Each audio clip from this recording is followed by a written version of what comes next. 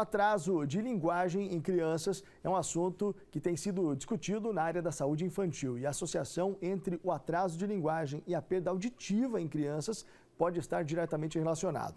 E para falarmos mais sobre esse assunto, recebemos aqui no estúdio a fonoaudióloga Luciana Bramati. Boa tarde, doutora, seja bem-vinda. Boa tarde, muito obrigada. Muito bem, é um assunto, né, e a gente precisa entender, né, qual é a relação dessa deficiência auditiva com o processo de linguagem, ou aquisição da linguagem e o desenvolvimento dela.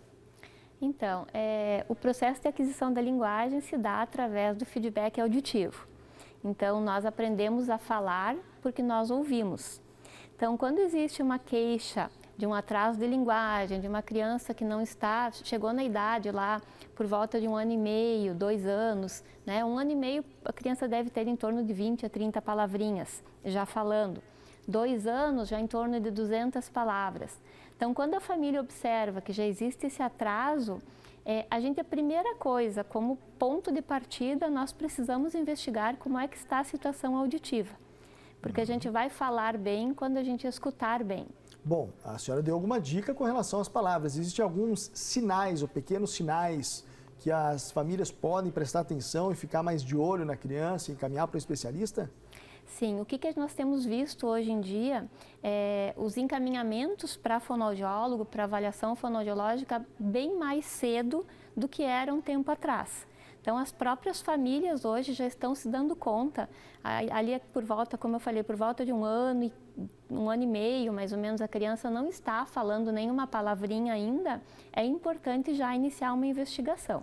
E a questão da perda auditiva, ela pode impactar na aquisição, né, do desenvolvimento da linguagem, e isso pode acarretar também alguns outros fatores ou efeitos ao longo da vida, inclusive educacional da criança, né? Exatamente. Então, o que acontece, né? Então, como eu mencionei, nós aprendemos a falar porque nós escutamos, né? Quando existe essa dificuldade auditiva, quando existe algum problema auditivo, então a criança não vai ouvir bem, consequentemente ela não vai responder bem, né? Então, a gente precisa investigar, ver se existe uma alteração, que tipo é esta alteração, para evitar que esse atraso cada vez fique maior. Existe uma diferença entre perda auditiva e surdez? Na verdade, perda auditiva e surdez é a mesma coisa. O que existem são diversos graus e tipos de perdas auditivas.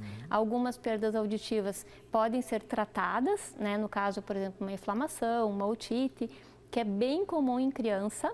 Então, muitas vezes os pais chegam e a gente questiona a questão da parte auditiva e os pais dizem, não, mas não tem queixa nenhuma, não refere dor, não refere nenhuma dificuldade. E aí, às vezes, a gente vai investigar e o ouvidinho está trancado de secreção. Então, se o ouvidinho está trancado de secreção, com certeza o som não está passando como deveria. Mesmo sem sentir nenhuma dor? Mesmo sem sentir nenhuma dor. Olha só, é importante, porque muitas vezes os pais, pela correria até, né, e a criança às vezes brinca, né, e tal, e não consegue prestar atenção nisso, né, é muito importante. E existem alguns transtornos de atraso na fala, alguns transtornos gerados a partir desse atraso? O que a gente mais vê justamente é o atraso, né? Então, a criança, como eu falei, por volta dos 2 anos, então ela tem um vocabulário em torno de 200 palavras, 2 anos e meio, esse número de palavras vai aumentando. Quanto mais tempo a gente espera para procurar uma avaliação, esse atraso cada vez vai sendo maior. Né? Antigamente as crianças vinham para fono lá por volta dos 5 anos, 5 anos e meio, né?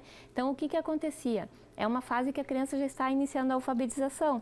Então essa dificuldade não vai ser só na fala, vai ser na escrita também.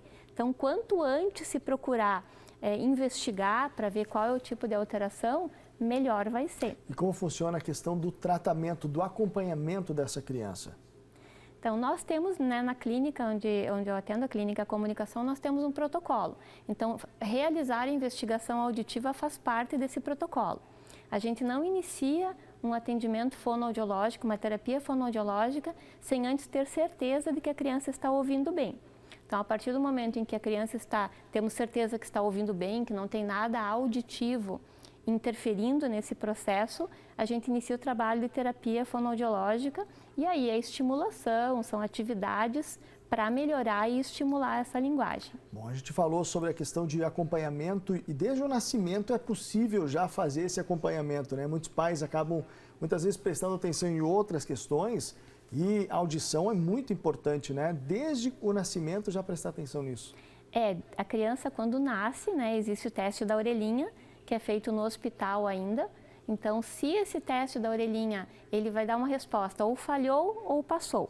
Se o exame passou, a gente recomenda que repita em 6 meses, repita em 1 ano, porque é muito comum, principalmente em criança que mama no peito ou toma mamadeira, a criança ter otites. Por quê? Porque o canalzinho, né, a tuba auditiva, que é o que liga a garganta com o ouvido, na criança ela é mais horizontalizada. Então, se a criança, por exemplo, mama deitada, é bem provável que esse leite, esse líquido, vá para o ouvido também. E muitas vezes acaba gerando uma otite e os pais nem desconfiam. Uma questão que eu vi, inclusive, já vi em vários locais, muitas vezes os pais dão aos filhos um fone de ouvido para ficar brincando no celular e às vezes o volume você ouve de longe. Isso é muito prejudicial, né? Uma das maiores causas de perda auditiva hoje, né, nos dias atuais, tanto em criança quanto em jovens, é pelo uso de fone de ouvido. E os aparelhos auditivos, eles auxiliam e eles são introduzidos dependendo do grau de evolução desse problema, enfim, como funciona? Os aparelhos auditivos são um recurso que nós utilizamos quando não existe mais o que se possa fazer pela perda auditiva. Mas assim, embora a tecnologia seja muito evoluída, nós hoje temos aparelhos auditivos, inclusive, que traduzem outras línguas. Olha só. Então a tecnologia ela vem aprimorando a cada dia, mas nunca vai ser o nosso ouvido. Então, já que enquanto nós ouvimos bem, nós temos que cuidar da nossa audição. Doutora, muito obrigado pelas informações e pela presença e esclarecimentos aqui para a nossa audiência. Obrigada.